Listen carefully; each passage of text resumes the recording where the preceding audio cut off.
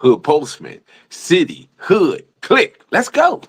Be very careful who you talk to, because you'll never know who the informant is, who the cooperating witness may be, and you never know, somebody who was a friend today may have been flipped the night before and become your enemy tomorrow.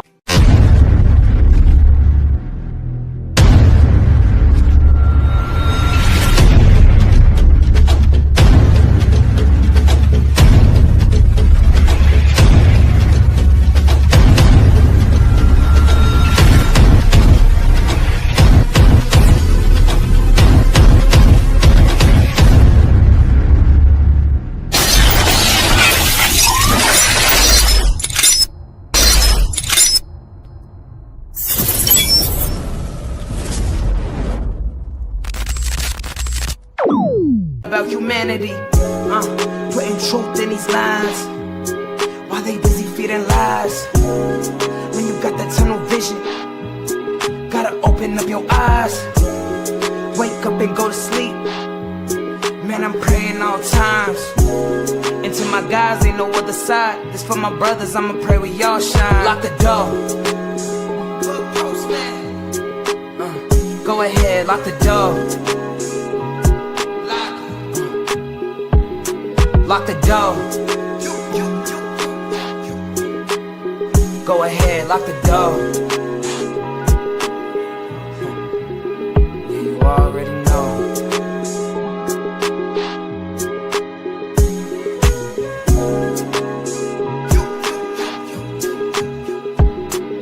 Depending on the lessons, some people eat, some people learn.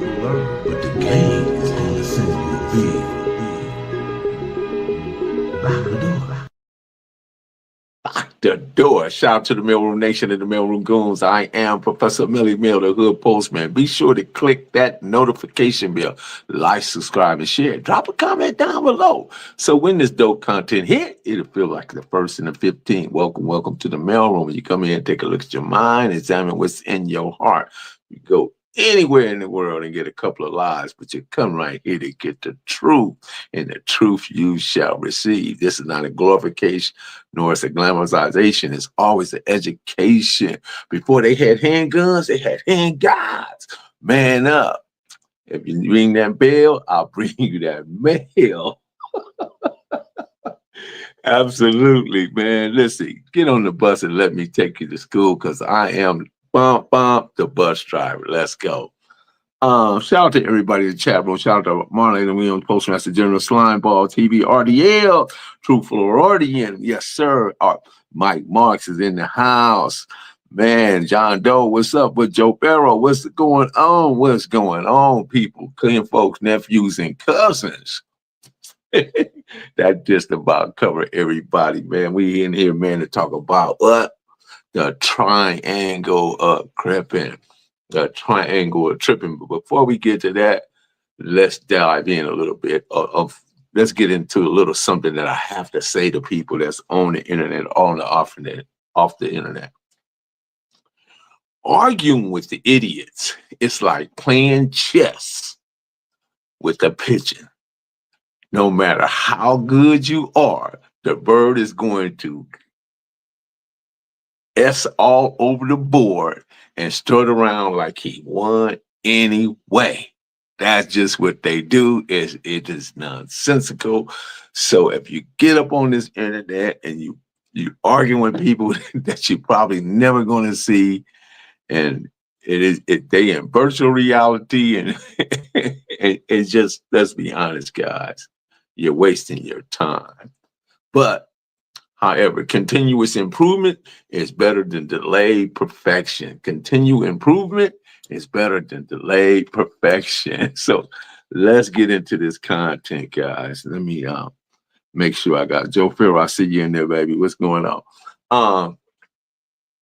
As to the triangle of Crippin, I want you to understand, when things were being placed together, when the Autobots and the Voltronic era was coming together and things was locking in, you got to understand, at the top of the pyramid, there was Raymond Lee Washington. At the bottom, there was Tookie and there was Mac Thomas. That formed the triangle, but there was others who was in supporting roles. Bulldog, like Big Mad Dog David Clark. Man, massive dude, man. Then you had Big Head Honcho, Catnip, and Salty out of Compton. Then on the west side, you had Monkey Man, you had Sweetback, and you had Melvin Hardy and Donald Archie and all them cats, right? And then you jump down and you had Slim, and I can't forget my guy, Big O'Neal Brown. All these Slim from Payback, and you had Barefoot Pookie. You had many of people that was in supporting roles that was supporting this thing we call Crip, and we became to have passion for. But what happened though, as the gang culture today, incredibly different and more complex, in my opinion, on the current landscape. Back in the day, we had a sense of loyalty. And that loyalty evolved because of how Mac, Raymond, and Tookie, how they were engaged in it, how they was established it. Because at the time, when we're talking about from 69, 71, 72, when I became aware of it, 72, when I stepped off the porch and being in the park and seeing all the meetings take place and all these people conversion and merging into the park, Oaks Park, man, when I saw all them dudes, all these West Side dudes and East Side dudes and dudes from all over the Compton, the Grannies, the Linwood Crips was there, the Red House Crips was there, Crips from all over, the Mona Parks was there, all over. And I can't forget the Carver Park Crips, the 11-8, my bad. All these people used to function, whether it was the Sheriff Caprice, the Grandies, the Red House, Oaks Park, Mona Park, whether it was Jesse Owens Park, whether it was of St. Andrews Park, it didn't matter. They all these individuals functioned and floated, whether it was what was it, the high school Washington High football game, where all the Raymonds and Sparks and the Scrooges and the Evil and Treacherous, where they reigned from. All these people, everybody knew one another. That is not all this disbursement and anger and hatred and contentment that you see today. It just wasn't happening like that, you know. Even within the gang lifestyle today, there seems to be more fragmented with the rise of social media. That's been a problem. The YNs are fighting for visibility.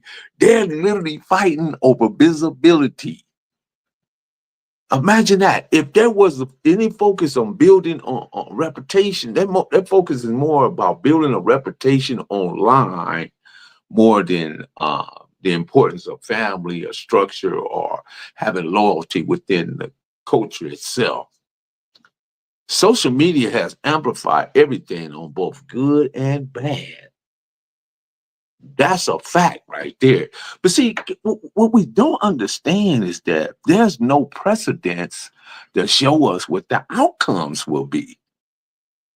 That's the problem. And you can go all the way back to the crack era. There were no precedents to show you what outcomes would be for delving into that world, or even with the social media, because the social media can be a very good thing, but if you use it in the wrong way, it begins to backfire. But back in the day, fighting would be a few dudes knew about it. Now it can go viral overnight. You know, and that seems to be the drug that's associated with all these individuals, is going viral. They want to go viral. Now, I know there's a lot of people that care about going viral, and there's some people that don't necessarily give a heck about viral. What if we all could go back and have a discussion with Raymond and we can have a discussion with Tookie, and we can have a discussion with Mac, I think they would be like, huh? What? They would be utterly just confused about today or what it is, because I'm telling you guys, there was times where, the pressures, let me say this clout chasing thing, I gotta add that too, because it leads us down to into the reckless behavior that we keep seeing, and making it like the YNs are more concerned about likes than loyalty. The cycle of violence seems to be more where it ends up having more collateral damage than anything, because we, back in our day, back in the Mac and the Raymond and the Tookie days, there was a code, man. There was a code of sense of honor and respect, even towards your rivals. Because there was times you see one of your rivals out with his mama and daddy or his sisters and kids and stuff, you like, and kept it pushing. Now they gonna shoot the kids, the mama, the daughter, the wife, the uncle, the granddaddy. No morality, man. No morality. The morality has left. It's done. Like I say, Mac and Raymond and Tookie would not recognize this stuff. I knew Mac. I knew Tookie. I didn't never get the chance to meet Raymond. And I wish I had. When I had the opportunity, I went another direction. And there was times where I knew where he was, and something else came into play, and I went another direction when I could have just went right over there. I didn't know then that what I know now, that it would have been more significance and more important for me to have just met him and just, shook his hand or whatever and chopped it up on him and got whatever game I could have got from him. Because I would have held on to it, because I got a memory like an elephant. One of the things that I did know about Raymond is that even when he was putting this thing together, he actually wanted to include the Pyrus into it. And it was Mac Thomas that was totally against it, because his relationship different than that of Raymond's with the Piru Street Boys. And being loyal to what was already created, Raymond understood that, and he had to follow the protocol which he set in place, because it was him that set the precedence. It was him that started the initiation process, and what it looked like, what it's supposed to look like, and what you were, and how you addressed it, how you carried it. It was him that put all that together. And then it began to simulate amongst everybody that was involved, And the change that we're witnessing now is like, it don't even come close to what it was then.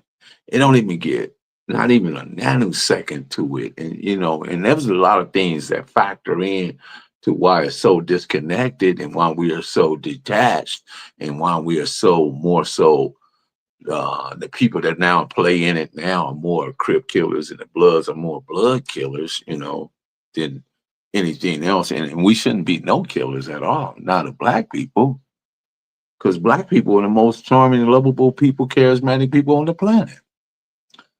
But due to the indoctrination and the white supremacy and the Negropean mindset, that they're unable to get out their own way. So it becomes complex. It becomes fragmented. It becomes dangerous. It becomes utterly just retarded.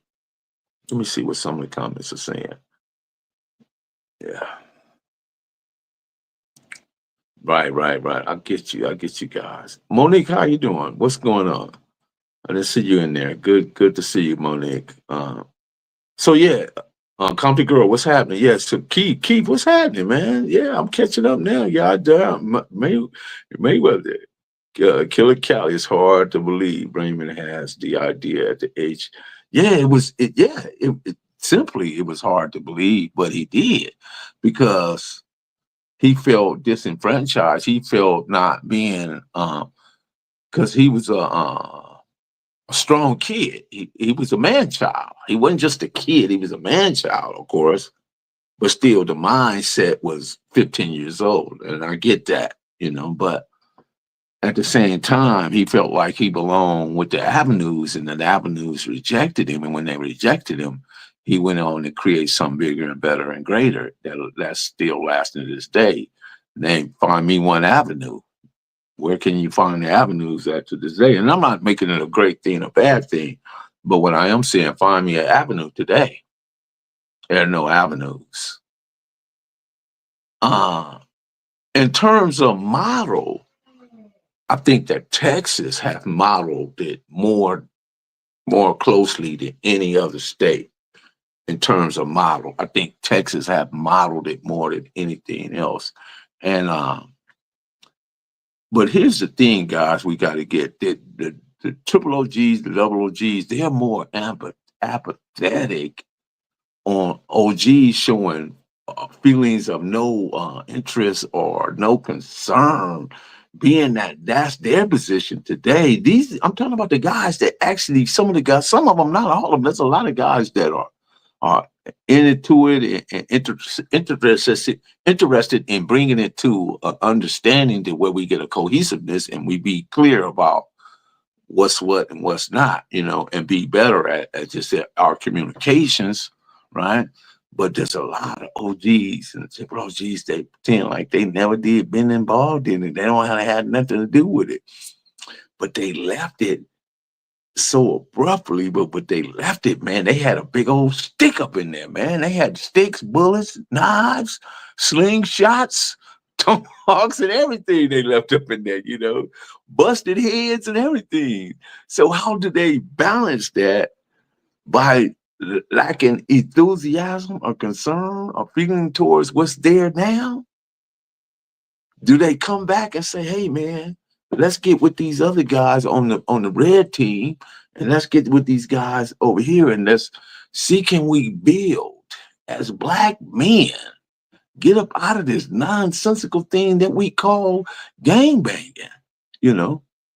because when we look at it, my partner, shout out to my West Side Stunner Day Day, gang banging then killed his brother, not the people that they say, Shout out to my homeboy Anthony Vito, man, out there in Tennessee. That's my guy out there, man. He called me today. I told him I'm gonna be on. He said, man, shout me out. Shout out to my boy from Miller Gangsters, Gabo. Shout out to him as well. So yeah, his uncles was Moto and Big David Clark, Big Mad Dog. Them dudes was like monsters in Crippin, but little is said about them, or little is people. Maybe people don't know. I mean, the Mad Dog. Don't you bit bar the fart. The Mad Dog. And Johnny Ray and Nose them over there off the Wash House boys, off the San Pedro boys, later became Q102 East Coast. That's where that came from. My boy Carl Robinson, Shotgun, rest in peace, was from there. Was in the Red House. So yeah, if you think about it in terms of how it originally came together and how it was structured, definitely different from what we see today. Definitely different. Definitely. There's no comparisons, man. There's no comparisons.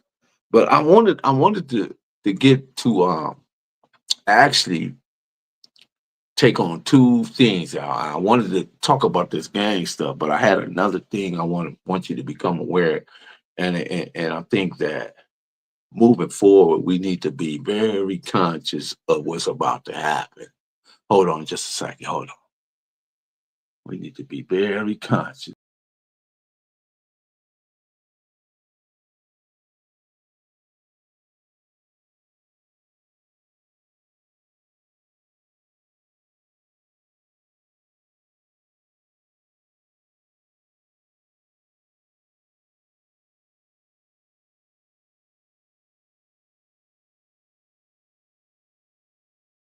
coming back to it. What's going on, Dewey? Which hood did you, Mad Dog and Moto start with? Yeah, that they was from over that area, Front Street. They was over in the front streets and the back streets. Actually, that's where Mac Thomas come from, too, back streets. Yeah, you got it right, baby. What's up, William Fletcher? What's going on with you? What's going on with you, come? Youngster, what's going on with you? Yeshua, what's happening?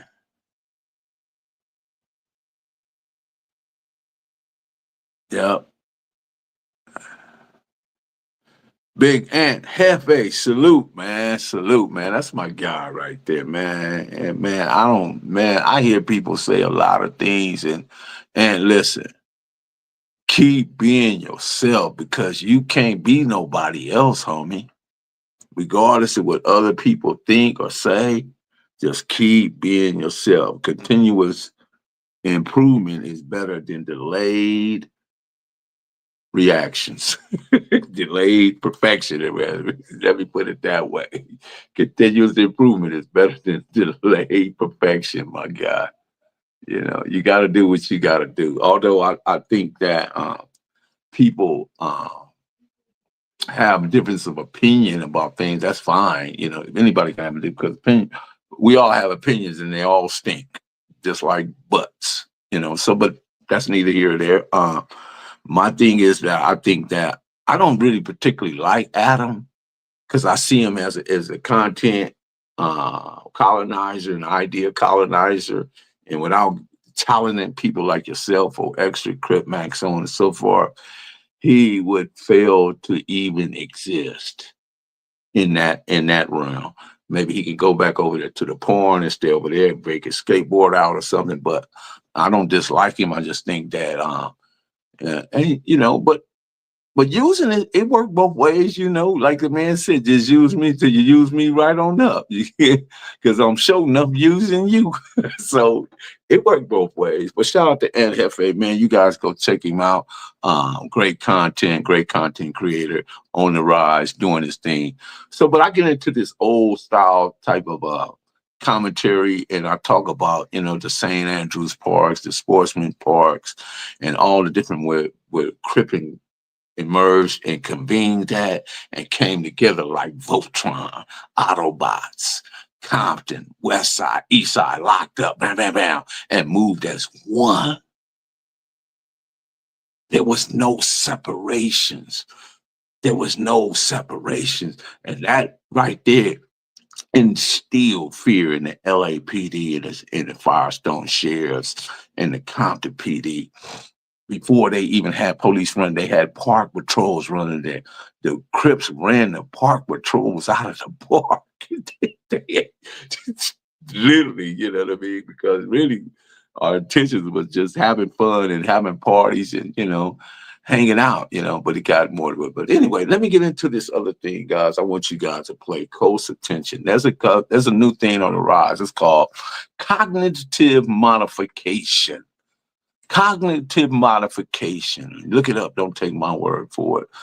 Artificial memory cognified in a concept of artificial intelligence that is leveraging AI to create an implant or artificial memory, particularly for the purpose of rehabilitation in the criminal justice. It is so crazy what they want to do, guys. And I want you to display a code because everybody got somebody that's caught up or being caught up or whatever. So what they want to do, they want to go in and play with your mind and actually remove whatever it is that causes you to have certain behaviors and replace it with an AI implant that will have you cognitively it'll make you more empathetic, remorse, designed to trigger specific emotions and related to crime and its impact and its impact on victims. In other words, you will not be able to do that anymore. So their plan is the cognified, meaning that they're going to make a system, and I want to get this right, or object smarter by embedding AI and knowledge by enhanced by cognitive capabilities and to facilitate intelligent behavior. They're going to put something in you, and this is going to be your choice. You take this 100 years, or you take this cognitive modification. So if you get the cognitive modification, it's going to change who you are as a person. It's going to make you more humble. It's going to make you more it's going to make you more manageable to be in the public's eye, a public society. Your behavior will become docile. So the it's called fast tracking rehabilitation. And I don't want to get this wrong because I'm trying to paraphrase this stuff. And as I was reading and trying to understand it, and I don't want you guys to be out of the loop. You know what we do over here, guys? We stay in the information age, because if we're informed, we don't want to be information poor, or we don't want to be outside of the circle of information, because information is what's pushing this thing called society. And if you information poor, it's going to be harmful to you, because you won't know. You'll be out of the loop. You won't be, you be underinformed. You be information poor. And that's not a good thing. So the cognitive modification is going to arrange your furniture. Basically what it is going to arrange the furniture in your head, and you're going to be a different person. Now, mind you, when I was in the feds, there was a guy, we called him Ace. His name is Orlando Sample. He was out of Ludus Park. He had been taken to ADX because he had extreme behavior when playing. They was playing. I think they was at Terre Haute, Indiana, and he had got attacked in Lompoc by the DC boys. So when he got to Terre Haute, he got his lick back, but he did it in such a strategic and violent way, because remember, we're Crips, we Bloods, and we come from a land that violence is like who uses it best, who uses skillfully, and who uses it first. Crips and Bloods understand that better than Crips and Bloods and the Mexican Mafia, whatever, they understand that. Both in the individual collective groups understand that. So when he got to Terre Haute, he got off and he did some damage. I'm talking about him and another cat named White Boy out of Bounty Hunters, WB. They put that work in. They put good work in on the DC boys. And I'm just giving y'all the story. I don't want to think that I'm glorifying or getting into that aspect of it. I'm trying to give you the story based on what I'm about to say. So when they sent him to the ADX, at that time, the government, everything that's done, let me put it this way, everything that's done is usually worked out in Colorado, for whatever, Mount Weather. If you go look at William Milton Cooper's book, Behold a Pale Horse, you'll notice that a lot of the projects and a lot of the naval intelligence, a lot of the CIA and NSA, a lot of the different things that they work on was working out of Colorado. So they developed this chip that was originally intended for animals called Digital Angel. Digital Angel. Digital Angel was a chip that they wanted to try to insert it in people, because if they control animals' behavior and control, they can insert the Digital Angel into human, they could do the same. So Ace, this is Ace. He let me read all this paperwork. I was in MDCLA and I read all the different stuff. I did all the research on it, on the Digital Angel. The Digital Angel actually, when they implanted it, they let him out. and they controlled him and they watched him and they allowed him to rob banks and do different things just to see could they bring him back under the control and put him under restraint. So he was like a guinea pig for the digital angel. So finally, he started bucking against it or some resisting it, and just it wasn't working out. He really started, instead of them controlling him while robbing banks, he began to rob banks just because something had malfunctioned with him. So he just took robbing banks. So when they bring him in and they trying to give him these 100 years for robbing banks, he made a motion and an assertion into the emotion and put it into court and said that the government had put a chip called Digital Angel in him, in the ADX, and that's what had him on this crime spree. So me and him had the same judge. I had Stephen B. Wilson. He had Stephen B. Wilson. Me, my co-defendant gangster, my brother, and other homies, we all had Stephen B. Wilson. He had Stephen B. Wilson. So when he goes to court, he makes the assertion. The judge stopped the court and told him, you can't do that. And then Ace challenged the court and said, okay, if I'm not telling the truth, give me a live scan. Give me, no, not a live scan, but a MRI. Give me a CAT scan, a MRI to prove that they didn't put this chip in me. And guess what happened? The government refused to give him that CAT scan and an MRI because they knew what he was saying was the truth. Long story short, they sent him to the medical center, not the Butler. They sent him out there to Missouri. I forget what it's called, but it's a Fed medical center. And they sent him out there for a year. And I don't know if they removed it or what they did, but when they brought him back, because I spent almost 2.5 years in MDC, when they brought him back,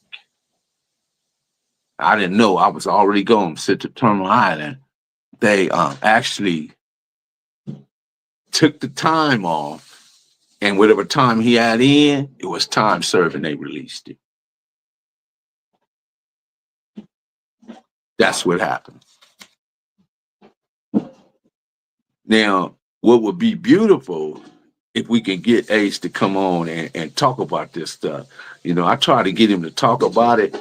He'll talk about it to me in person, but for whatever reason, he won't get on camera.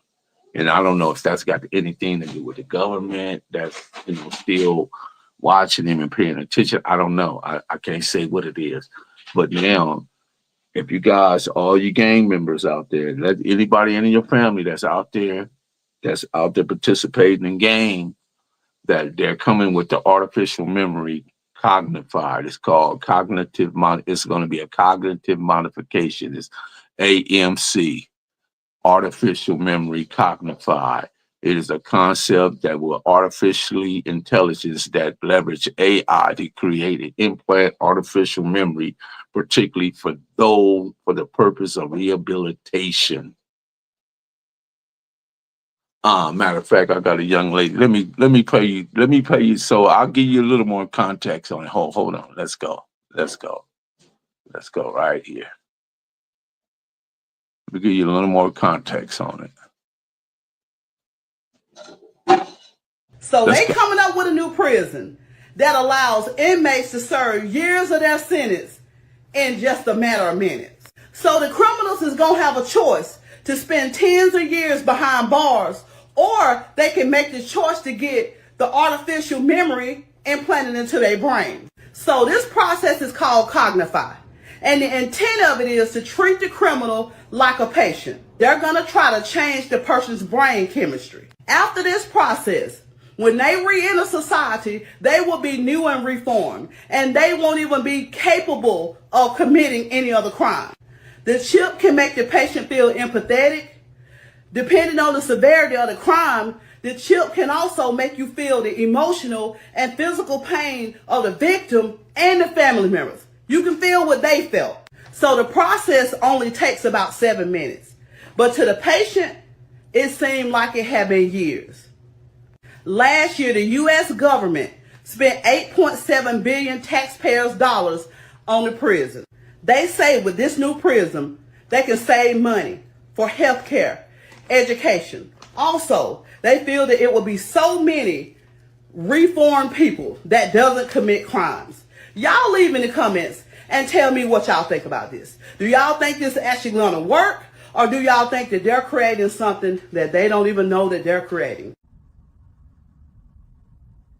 Lock the door. Lock the door. I don't think they really care. I think they're only interested in what their science and what their what the biology is telling them and how it's going to work. I think they're going to move forward because they have always experimented. Tuskegee, doing the what was that? The syphilis and other different things they have played with and injected black people with. They've been doing that. Henrietta Locke, when they took her DNA and created all these different things that, I understand, but they've been playing with black people for quite some time. So I don't think, us saying anything is going, but we need to be informed and know what's going on. So there's that. I did my part. Hopefully you guys understand that how important this is versus going out to being entertained. I think that we are so overwhelmed with entertainment. It's just, a lot of the content that's supposedly content, not really necessarily content. A lot of it is buffoonery and foolishness and clownship. That we become more aware of what's going on in society versus running to see what Unc is doing. 6'7" Unc, and some of these other people, it's not important. It's not.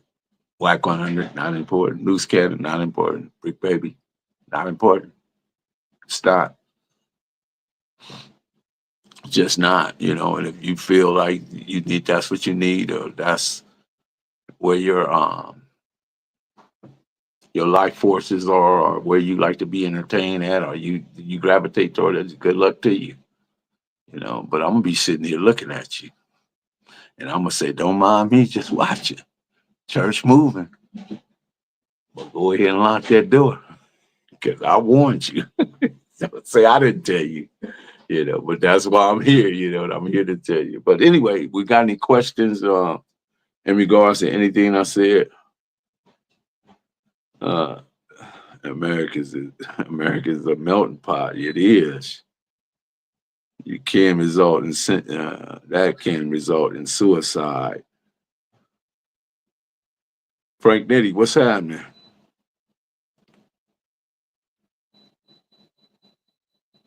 Who's in the hospital?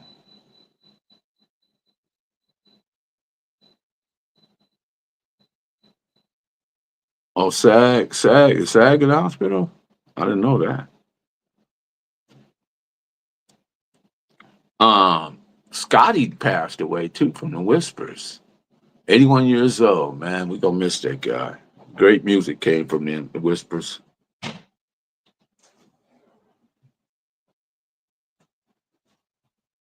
My question to you, I think if we're on the one accord with having the red team connected with the blue team, do you think things would have turned out better for? Yes, definitely. Anytime you got a collective and you got a bunch of individuals that's willing to work together and move together, it only makes that unit stronger.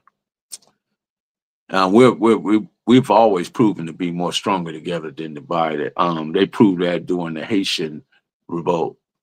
When all of Haiti came against, when they used different ways and methods to subdue the army of France and Napoleon. But yeah, if we come together, we're dynamic people.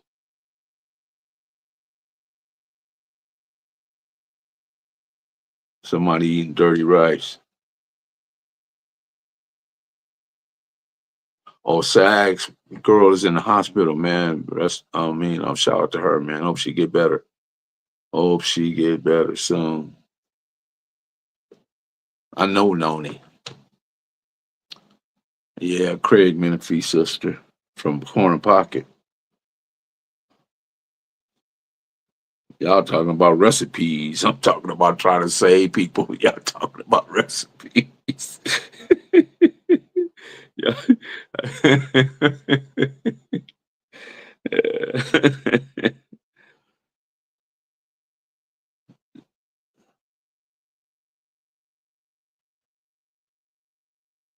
uh his view was different because he had already got into it with them. He had got into it with them, and there was already a animosity between the two because they was both in on central and close proximity of one another. So it was easier for them to get into it than Raymond them, who Baba Louie originally came from out of Raymond's crew. So, that was the line of communication right there, was Baba Louie.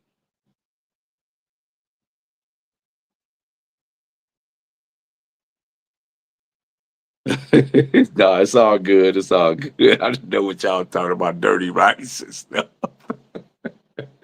It's all good. It's funny. Yeah, but no. It's just, sometimes we have personality crashes, but sometimes we got to just sit back. Because here's the thing, too often do Black people haste or run to stuff and thinking that, it's a bigger problem than it is. Sometimes we just relax and we can sometimes just and watch things just go right past us. And all the time, my first mind would be thinking that, oh, this is going to run into me. This is something coming directly. It ain't got to you yet, but your mind, if you have set your mind up to believe that it's coming for you, and you don't know, sometimes things get right to you and turn around and go another direction. One night I was at a gas station. I was on Manchester and Avalon, across the street from that donut shop, I believe. There's a donut shop over there, but it was a gas station over there. I was in a Regal with the gold things on it and all that stuff back then. And then something was wrong with the ignition switch. The ignition was like tripping. And when I got out and I see two guys, they walking towards me. So I see them coming, but before they can get to me, I get out and go crack the trunk, and I take but it really wasn't one of them. It just looked like, you know what I mean? I created the impression that I had it, and sure enough, they party like the Red Sea. They went two different directions. I don't know. Was it quick thinking on my part, or was it just, God just saved me? I don't know.